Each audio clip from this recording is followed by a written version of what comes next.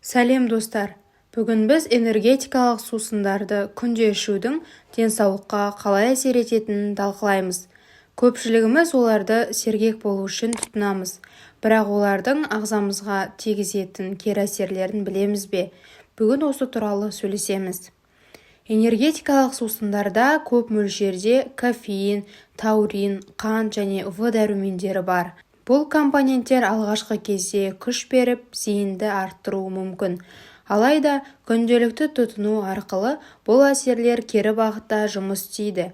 Кофеинге тәуелділік артып, қант денсаулыққа ауыр зиян келтіруі мүмкін. Кофеин энергетикалық сусындардың басты белсенді компоненті.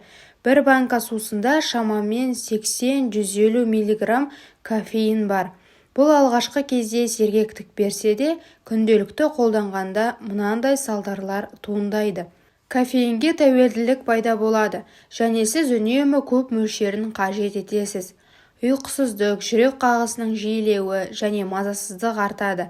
Бастапқы кезде беретін энергия сезімі уақыт өте келе сарқылып, созылмалы шаршау сезімін тудыруы мүмкін. Қанттың әсері. Энергетикалық сусындардың тағы бір басты компоненті қант. Бір банкада шамамен 10-15 шай қасық қант болады. Бұл өте көп. Артық қант мынандай салдарға әкеледі. Инсулин деңгейінің тұрақсыздығы, қант диабетінің қаупі, артық салмақ қосу және ішкі ағзалардың дұрыс жұмыс істемеуі, қант жылдам энергия бергенімен кейінірек энергияның тез төмендеуіне және шаршауға алып келеді. Энергетикалық сусындар жүрек соғысын жылдамдатып, қан қысымын көтереді. Кофеин мен қанттың артық мөлшері жүрекке ауыртпалық түсіреді. Бұл әсіресе жүрек қан тамырлар аурулары бар адамдар үшін қауіпті.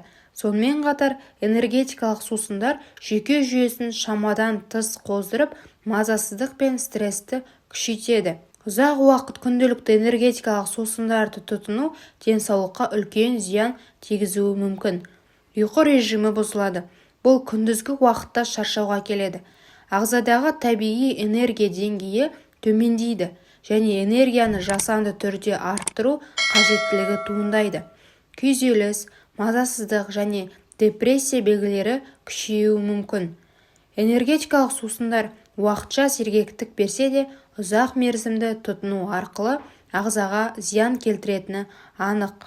Егер сіз тұрақты энергия деңгейін сақтағыңыз келсе, табиғи жолдарды таңдаңыз. Ұйқыны жақсарту үшін күн тәртібін реттеу, дұрыс тамақтану және физикалық белсенділікті арттыру, кофеинді шектеу және су ішуді көбейту. Бүгін энергетикалық сусындардың зиянды әсерлерін талқыладық. Егер сізге бұл ақпарат пайдалы болса, лайк басып, арнаға жазылуды ұмытпаңыз. Келесі видеода денсаулыққа қатысты басқа да қызықты тақырыптарды талқылаймыз. Кездескенше.